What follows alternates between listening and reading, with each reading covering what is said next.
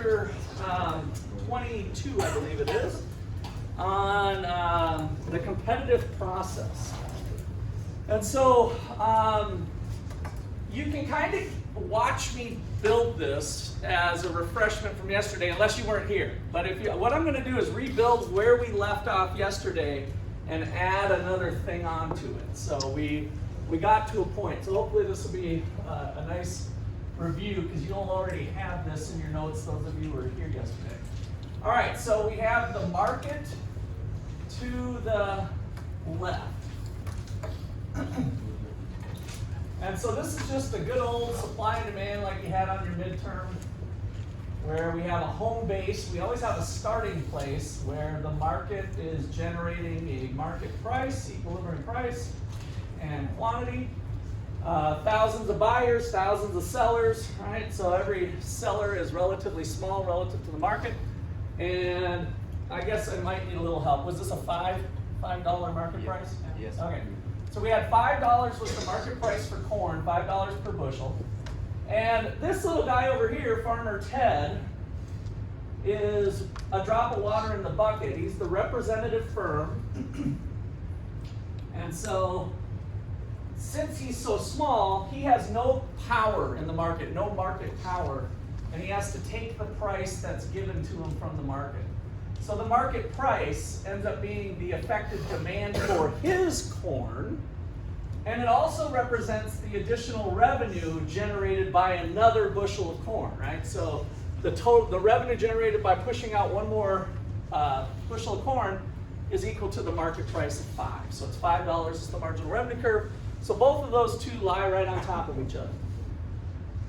Farmer Ted cannot escape the law of diminishing marginal product, giving rise to the law of increasing cost, where we got this J-shaped marginal cost curve. All firms maximize profits by producing the quantity, where the revenue generated by the last unit produced is equal to the cost of the last unit. And that's right here. So Farmer Ted's going to maximize profits by producing Q1. And then where we left it was we were starting off rather in a long run equilibrium. So in the long run, because of competitive markets and entry and exit, we don't expect there to be abnormally large profits in this industry. In a competitive space, you're going to expect the firms in the long run to be earning a normal profit, just something normal, right? I mean, they deserve a profit, right? Because they're putting their time, their resources. And so, but the profit that they're earning is kind of the expected profit to cover the risk associated with the activities that they're doing. And so that gives rise to an average total cost curve that's just kissing the demand curve right at that spot, because we still have to follow the rule that the average total cost and marginal cost intersect at the minimum point. All right, so now there's our long-run equilibrium.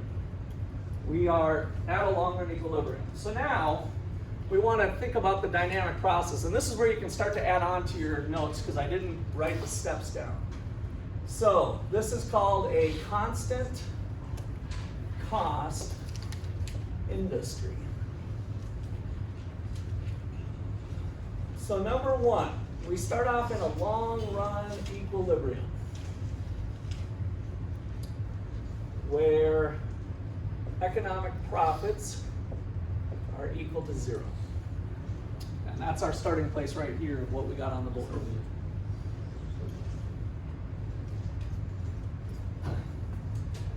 Then yesterday we learned that they figured out how to run cars on corn. So ethanol was developed, and so we have an increase in demand.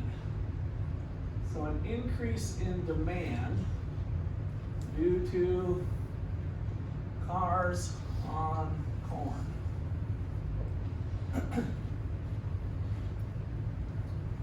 So we get cars on corn. Make sure you silence your phones. I almost forgot myself. Could have had double extra credit day again. All right, so what that does is it raises the price. You guys have this in your notes already too, if you were here. So the demand curve moves from D1 to D2, increasing the market equilibrium price. And what did I put, a 7? Okay. So the new price with the new demand curve is 7. And it also increases the market quantity to there. And for farmer Ted, go ahead, switch colors. For farmer Ted, that means he's going to increase production because his demand curve and marginal revenue curve has now shifted up to the orange one. His profit maximizing quantity has now changed. It's got up, and he, to maximize profits, would be producing Q2.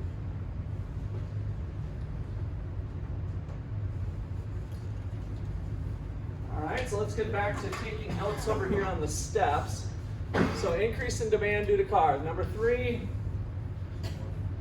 the increase in demand leads to an increase in the equilibrium price and equilibrium quantity and the quantity that farmer Ted wants to make.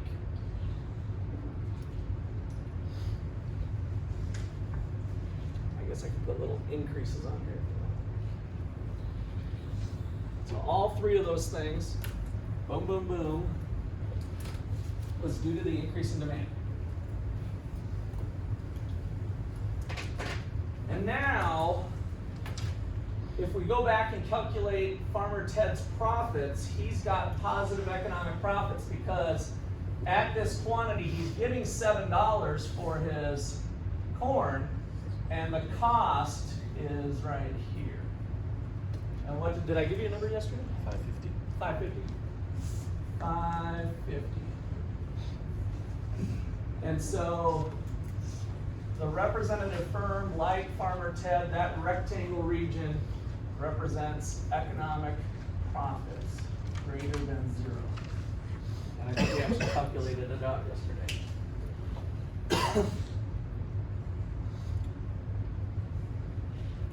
All right, so step number 4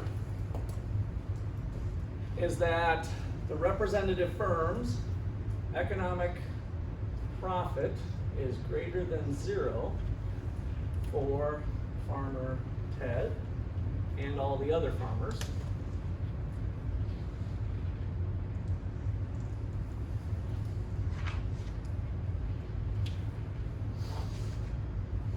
And then we had the signal on. And what was the signal? Exit? Enter, right? So with positive profits, they're making a lot of money. Farming, the corn market is a good place to be, right? When economic profits are positive, it's not a loss this time. The loss is exit. The positive profits is enter, enter, enter. And so now with positive profits, there's going to be entry of firms. Now, that's where I want to stop here for a second.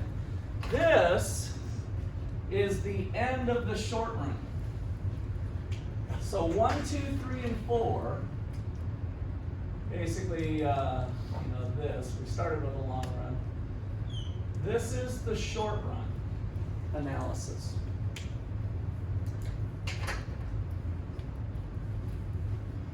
What's the distinction between the short run and the long run?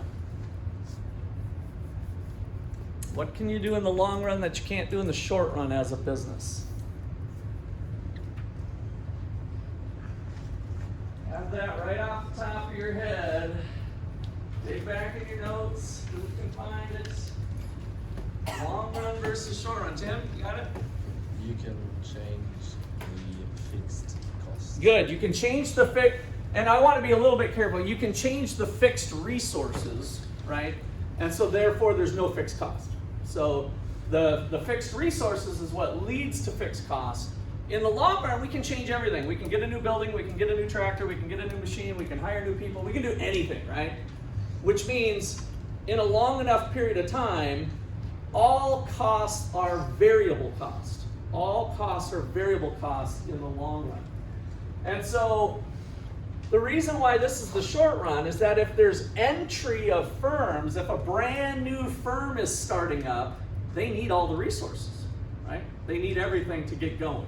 And so in the short run, there could be some positive profits, and the long run kicks in. If this is starting to stick around for a while, like if people knew that this was just a blip on the radar, like maybe it was a 1-year gift from the government or something, and then like other entrepreneurs are thinking, well, I'm not going to start a farming business if that was just a 1-year blip, right? Or maybe it was a positive weather thing or something, right? Then it's like, oh, well, profits were good this year, but they're probably going to be down next year, right? So, but if it's a sustained long run, profits are there, that's going to put on the entry signal. And so now we kind of start the long run analysis. Now I think you guys have this in your notes too, correct? Or is this about where we stopped? What do you got, Mary? Okay, yeah, we did stop there, okay. So I think I talked about it, but you didn't put it in your notes. Okay, so entry of firms, what happens here with supply? I think, Anthony, did you get this yesterday, or? I'm not trying to pick on you, but I just feel like you got that one. With entry of firms, what happens? Supply or demand? Somebody other than Tim. Thank you, Tim, though. Supply, right? So supply shifts to the right or to the left as new firms enter the market? To the right or to the left? To the right, right? And so now look at what's happening to price right away. It's starting to fall. And then it'll eventually stop when all of those profits, when the signal is stopped. The signal is stopped when profits go away. All right, so that's where we're going with this. Let's add on number 5 here. Number 5 is economic profits greater than 0 leads to entry of firms, which is an increase in supply, a shift to the left, or to the right, rather.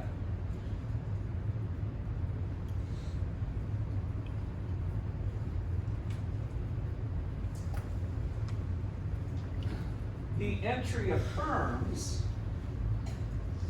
causes that price to fall, so an increase in supply leads to a decrease in price. And then what's happening to the market quantity? Is it going up or down? It's going up now with a supply increase, right? So we're continuing to expand the market. There's more and more production being in there. So we have a decrease in price and an increase in quantity in the market, big Q. So make sure you got this big Q, little q thing, which looks like I forgot my little q over here. Little q is representing the amount the firm is making versus the industry. Now here's the catch. What's happening to Farmer Ted's quantity though as entry of new firms happens? Price is coming down. What's happening to little q? It's getting smaller, which is a little counterintuitive maybe.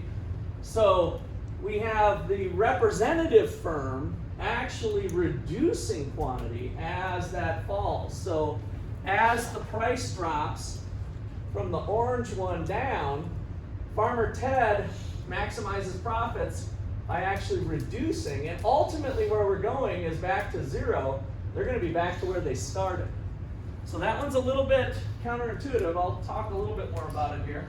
So there is a decrease in little q.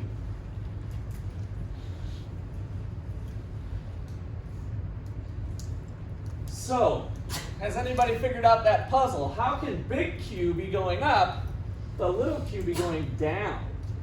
Yeah? More firms enter. More firms. So we have more firms in there, right? So we had, but more firms on average are producing the same that they did before, but there's more of them. So let's put that little note on here.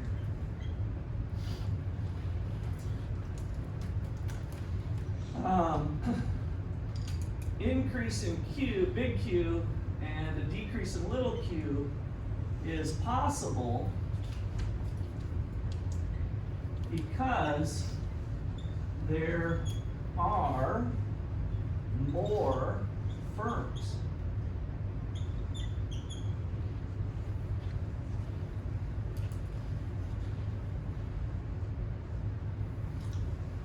Remember what we did yesterday was big Q is equal to the sum of the little q's from I equals 1 to n.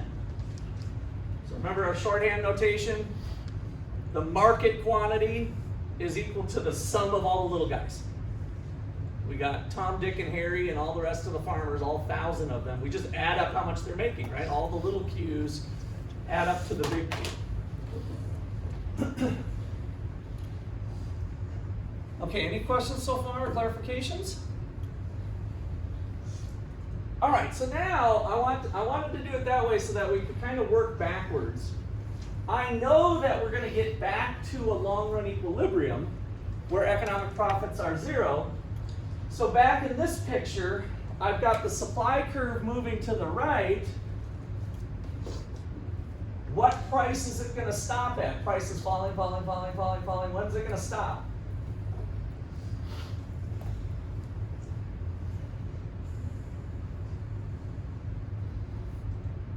What?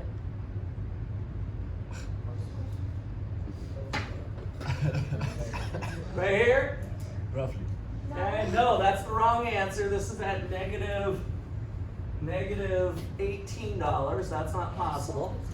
So here we go again. You guys tell me, you can just announce or shout out when's it going to stop. We're at $7 currently, and now firms are entering, prices falling. When's it going to stop? 5, right? So we can kind of cheat a little bit because we know we're going to get back to 5 because that's where economic profits are back to 0. So we can kind of cheat and take that spot and draw the new supply curve, S2. So this is S1, that's S2, this is the long run. So number 7 is that entry continues until economic profits are back to 0. In this case, price equals $5.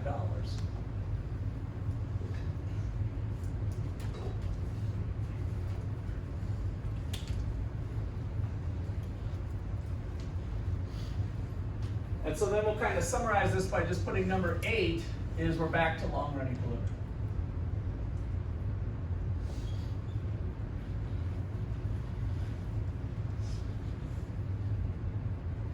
Okay, any questions on that?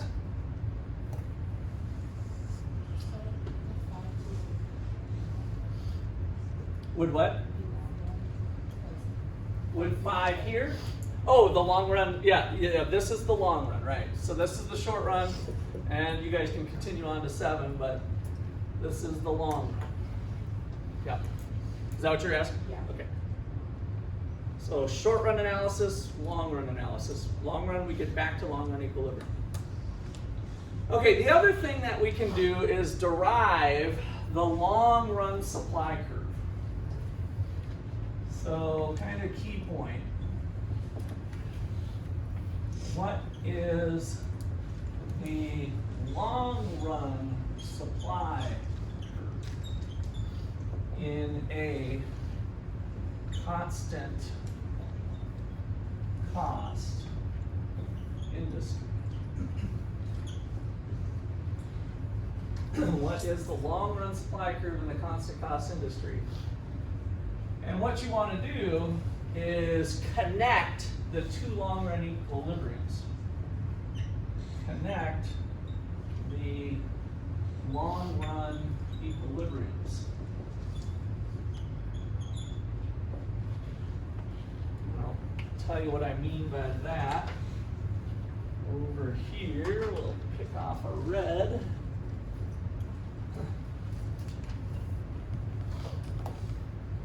Okay, we started with point A. Let's call this point A. and we ended at point B in the long run.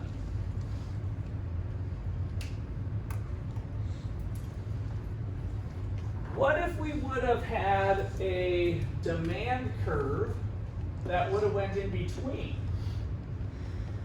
What price would we have ended up in the long run if it would have been a smaller increase in demand?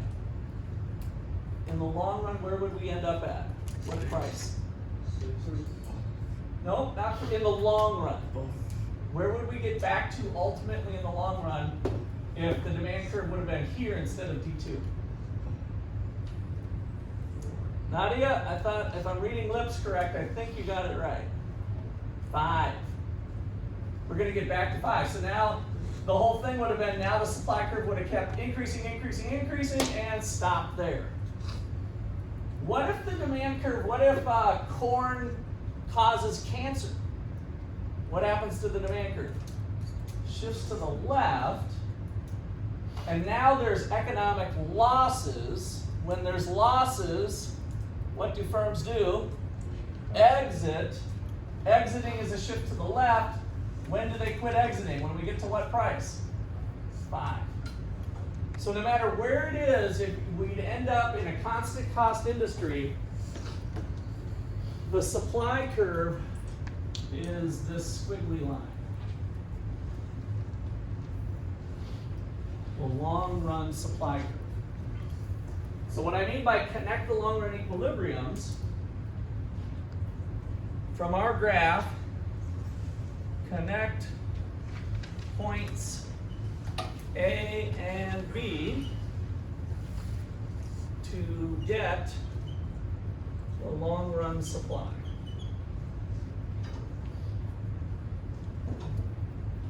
And so the supply curve is, what would you say that is? More elastic or less elastic than one of these short run supply curves? More elastic or less elastic? I gotta throw elasticities at you, didn't I? So when something's flatter, is it elastic or inelastic? Elastic. So the long run supply curve, over a long period of time, the supply curve starts to become more elastic. So we'll put that as an extra note here.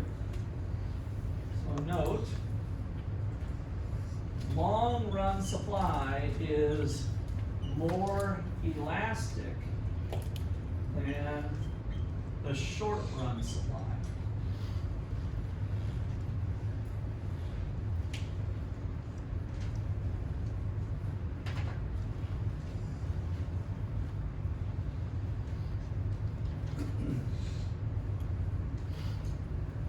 Okay, any questions?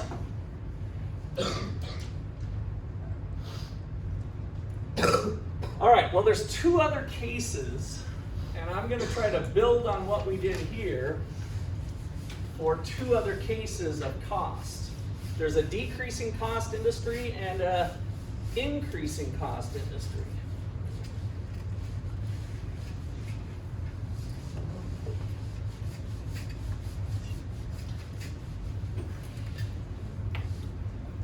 All right, so 2 other cases for long run.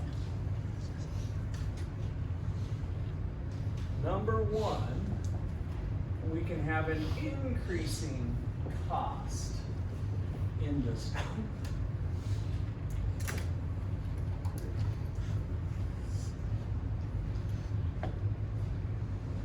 Okay, so with an increasing cost industry, the short run looks the same. So I give you guys 1 through 4, right, for the short run? What's the short run? 1 through 4 on the numbers? Okay. So, first, let's just say 1 through 4 is the same as before. So the short run's the exact same thing. Profits are going to come on just like it's showing here. And the difference comes in with the long run. So with step number 5, what did I give you? Sorry, Mary, to be have such nice handwriting. Okay. Economic profits, entry of firms. Oh, that's actually the same too, but I'll add on, I'll start with that. Okay, so with number 5, here's where it's a little bit different. There's going to be an increase in supply, so economic profit greater than 0 leads to entry, the increased supply, and this is where we're adding on. And an increase in average total cost, a shift up. Hence the name increasing cost industry.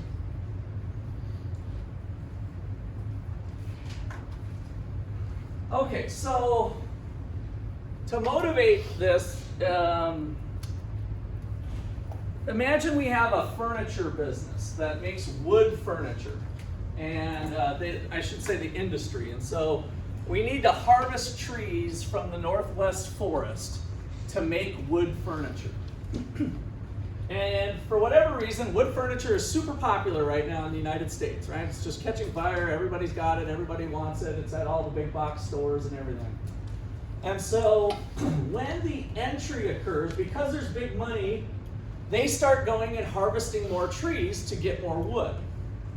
But the impact of that, since trees take a while to get big, is that there's an increase in the cost of lumber. So lumber prices start to go up as the industry expands. Does that make sense? So that's the dynamic that's a little bit different in an increasing cost industry. The industry expansion is causing costs to go up. And so that is reflected in this model by this moving up as the entry occurs. So let's put that example here. Wood furniture industry is expanding, and trees, raw timber prices rise dramatically.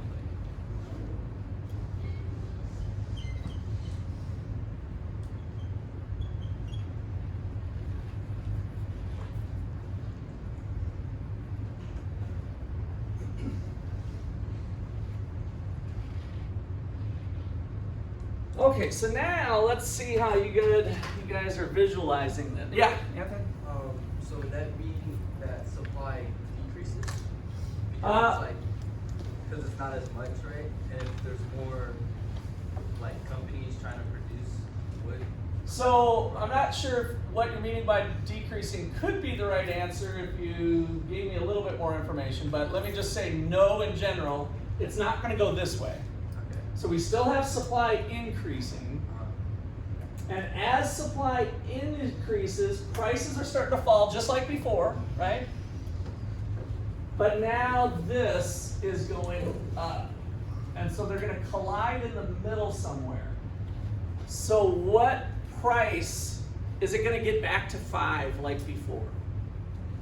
Is it going to get back to 5? So let's go back to the constant cost industry. Is this sucker just stayed right where it was? And so we increased supply, we got back to 5, back to economic profits of 0.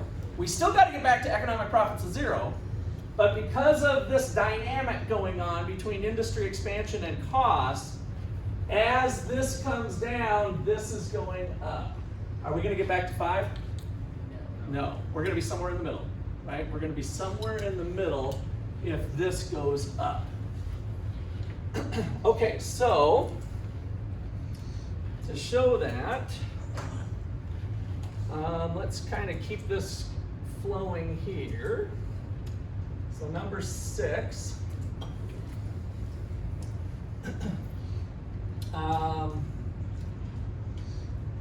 Let's see. The new price will be higher than $5.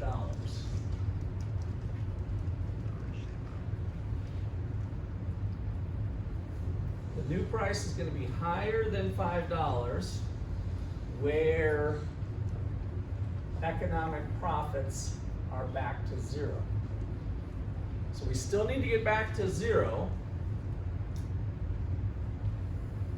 but we're just going to get there a little bit differently. I'm trying to decide if you guys want me to draw another graph or do I just leave it like that? You guys tell me, would you like another graph? Tim's saying no. How many people want me to walk through the graph again? It won't take that long. Okay, Anthony wants it. Okay, so how many people would like me to just kind of quickly draw a graph again that reflects this situation? Show of hands. All right, lots of hands. Good. I think it's a good review. I was leaning towards that anyway. Sorry, Tim. You don't have to put it in your notes. You can just watch, I guess. So, all right. So I'm going to draw it a little bit smaller, but everything's the same. So start with your home base, where we got a supply and demand curve, and an initial start. The firm is a price taker, so the demand curve equals the marginal revenue curve. Upward sloping marginal cost curve, and an average total cost curve that's just kissing. So all of this is the starting place of where we started this whole mess off with. This is at $5.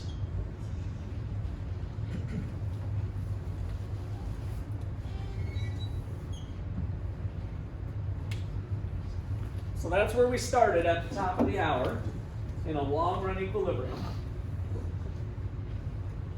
But now we're in this increasing cost industry. So draw a kind of obnoxious increase in demand. So draw a big demand curve increase to D2, just to kind of keep things nice and big on your graph. So this is P2, goes up. We'll keep the story the same. $7 is the new price.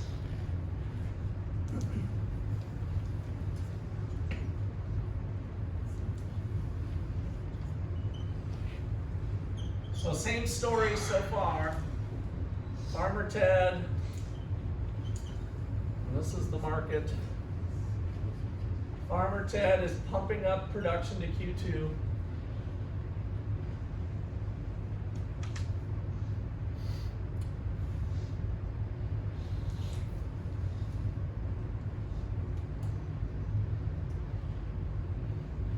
All right, and so we've got this 550 if you wanted to draw that in. That doesn't really matter though. But I'm not going to shade in the box. So right now, what I've got up there is the same thing we've got looking over here, except I didn't shade in the economic profit box.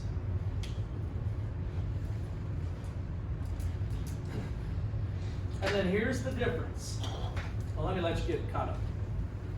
How are we doing? Anybody got any questions? I'll walk around and see if you got it down so far. So the profit is here. So the average total cost is here. So this box is the green box up there. Okay. Everybody else good? All right. So this is where the rubber meets the road, where we're going to start doing this number 5. So we know that economic profits are going to create entry, but at the same time, costs are going to go up for these this wood furniture. So now draw, first of all, a new average total cost curve that's somewhere in the middle. It still has to bottom out, which mine looks kind of ugly there. Let me bottom that out a little bit better.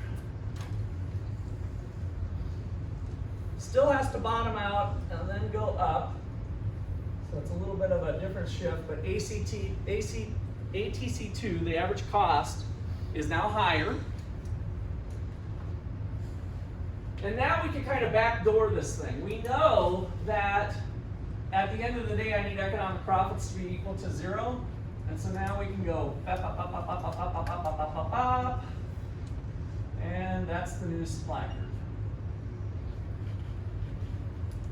So this was going down, this was going up, they collide in the middle somewhere. It doesn't matter where your middle is, just kind of have them intersect in the middle.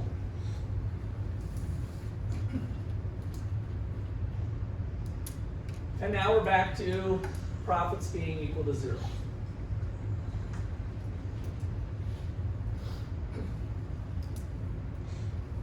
And we're somewhere in between 5 and 5.50. If you guys want to make up a number, you can, but maybe it's at $6.10.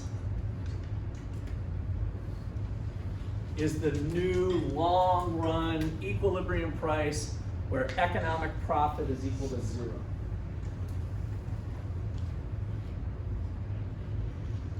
Okay, so then on your papers, what did I have for?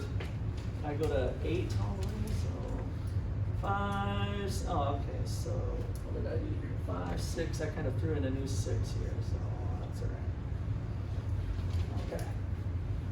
So 7 and 8. Actually, 7 and 8 are still kind of the same here. So let's just put 7. Long run equilibrium. Back to long run equilibrium.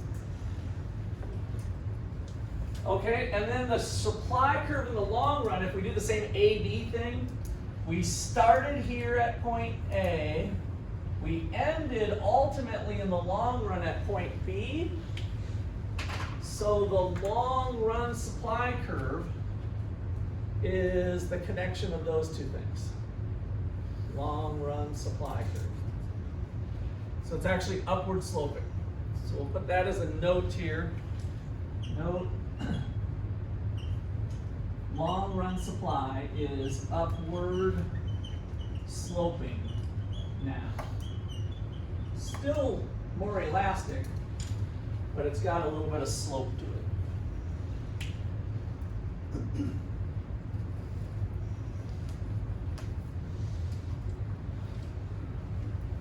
Okay, and by the way, your book has some nice pictures of this as well, so you can kind of see their deal. All right, questions? All right, last case. So case number 2, we're not going to draw. So those of you who are done drawing, I think I'm done drawing at this point. I don't think it would serve much purpose to draw the last one out. Because we should have the concept down just by doing the ones we did. So case number, I guess I did this too, right? I said 1 and 2. A decreasing cost industry.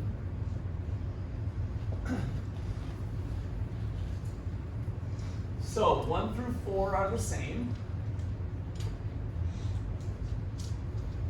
Same as before. So we end up with this picture basically.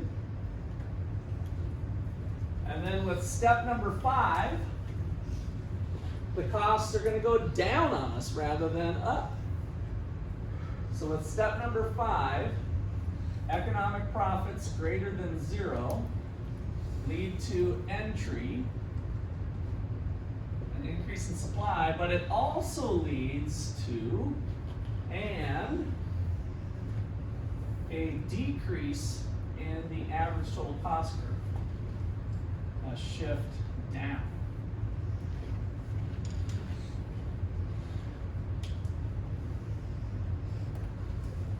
So now we're imagining an industry where, because it's getting bigger, there's maybe some economies of scale that we learned about going on in the input industry. So how about Ford Motor Company, when they started making the Model T and then eventually evolved into things. When they first made the first few cars, tires were really expensive. Tires were expensive because they almost had to be custom made. But as Ford started to increase its scale of production, as the industry expanded, then tires could be mass produced. How many of you have seen a tire company like Firestone Tire Company or something, right? Huge, huge plant, right? So you gotta have some economies of scale, and then you can bring that cost of a tire down from, maybe effectively $800 per tire or more down to a couple $100s a tire or $100 a tire with mass production. So as the industry expands, the cost of production, maybe between tires and other things, the average cost starts to fall for the producer. All right, so we'll put another little example in here. This example, the auto industry expanding and tires becoming very cheap due to economies of scale.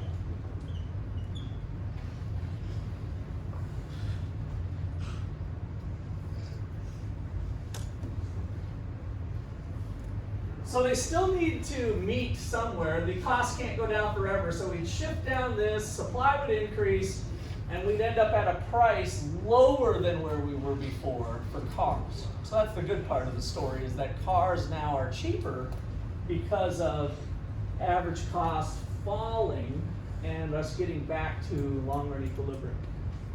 So the key point here is when, put key point, when economic profits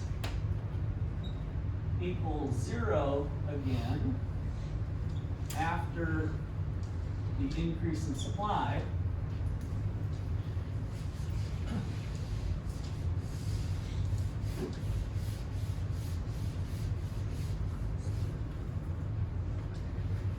the price of, I guess we're doing corn will be less than 5.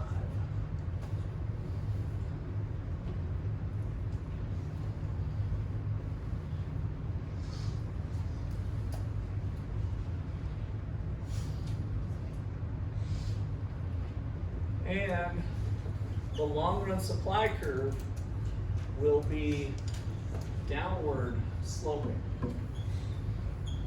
A downward sloping supply curve is kind of illegal according to the law of supply, but there's multiple things going on. So we're kind of looking at the supply overall in the long run.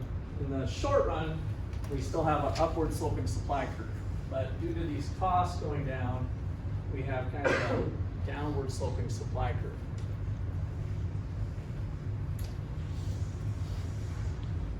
Okay, so questions on that? So to summarize kind of all three together, the main thing we get from a competitive market are some nice elements. So let's put, and this will kind of wrap up this chapter, conclusions from perfect competition.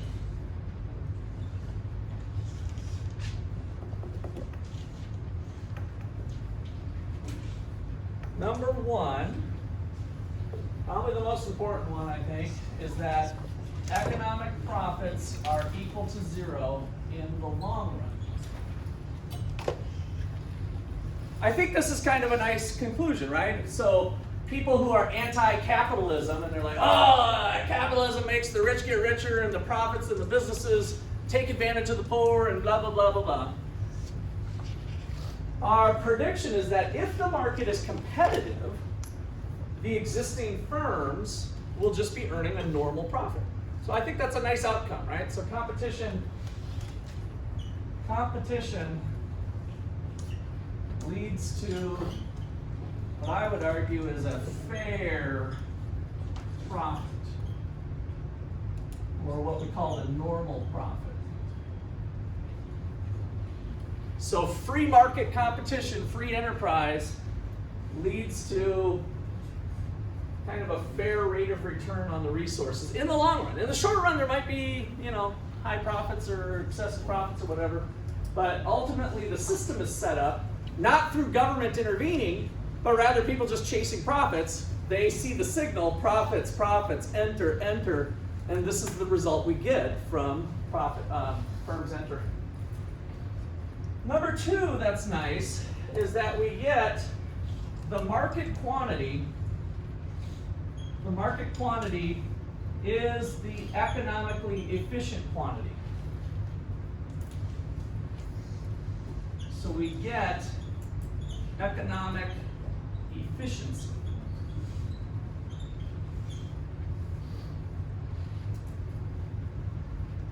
So in our notes from before, it was the result we got where the demand curve is the marginal benefit curve, the supply curve is the marginal cost curve, the supply of resources in society and the benefits that people get from the products that are being, those resources are being used to make.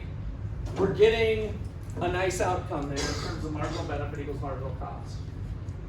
And then the third outcome we get is that production is at the minimum of the average total cost curve.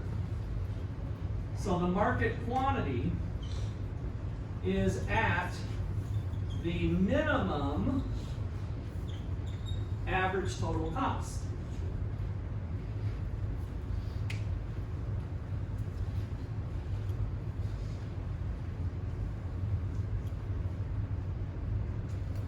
So this, we always drew that big fat dot there because that is the minimum average total cost. So the quantity that farmer Ted is making and ultimately the quantity that's being produced in the market is not wasteful at all. It's at the minimum of the average total cost curve. So we're minimizing the cost using the resources of society. See you tomorrow.